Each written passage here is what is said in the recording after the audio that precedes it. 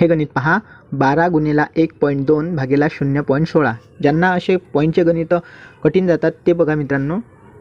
तर 12 गुणिला 1.2 भागिला किती दिलेला आहे 0.16. तर बघा मित्रांनो, खाली किती घरानंतर पॉईंट आहे, मागून 2 घरानंतर, म्हणून वर काय करायचं 100 न गुणून घ्यायचं, हा पॉईंट निघून जाईल. आणि वर किती घरानंतर पॉईंट आहे, 1 घरानंतर इथं 12ला, तर इथं काय करायचं, हा पॉईंट काढायला एकावर 1 0 ठेवायचं, कारण की 1 घरानंतर पॉईंट होता. तर 1 0 1 0 आणि इथं 4 ने भाग जातो, 4 चूक 16, 4 त्रिक 12. परत इथं 4 ने भाग जातो, 4 1 4, 4 त्रिक 12, तर 3 त्रिक 9 आणि 9 10 90 या प्रश्नाचं उत्तर असेल.